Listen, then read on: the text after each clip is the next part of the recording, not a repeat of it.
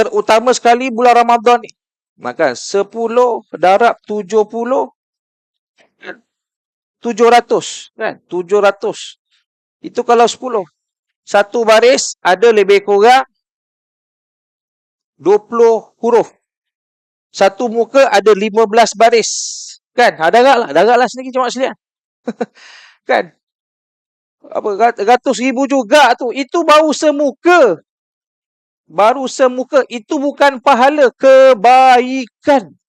Padanya pahala, padanya murah rezeki, padanya nikmat di syurga, di barzah, di kubur, sakaratul maut, merangkumi semua kata para ulama. Tak terhitung kebaikan tu dengan maksud apa di sisi Allah Subhanahu wa. Tugas kita buat je, yakin je pada Allah Subhanahu wa taala para jemaah semua. Dan yang terakhir sekali, teras. 3 teras yang dinukilkan oleh Imam Al-Ghazali. Yang ketiga dia iaitu amalan yang bersifat amal tajalli. Apa tu tajalli?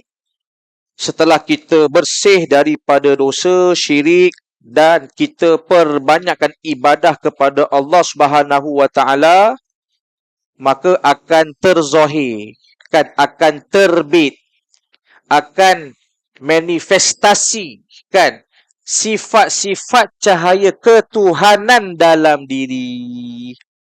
Maksudnya apa dia? Nak tahu kita telah pun mendapat kesan bekas sepanjang ibadah bulan Ramadan ini.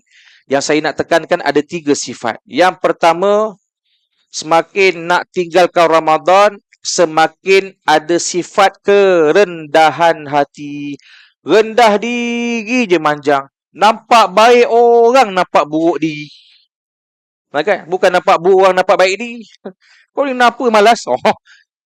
Maka boleh jadi tak sampai dia punya kesempurnaan ibadah tu. Sebab ibadah ni dia akan ada hasilnya, kesan dia, cahaya Tuhannya. Maka tanda-tanda orang yang telah mendapat cahaya ketuhanan dalam diri, apa dia?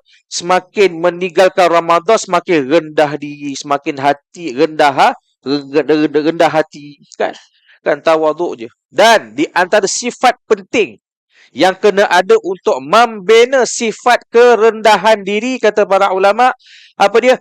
Iaitu sifat zuhud.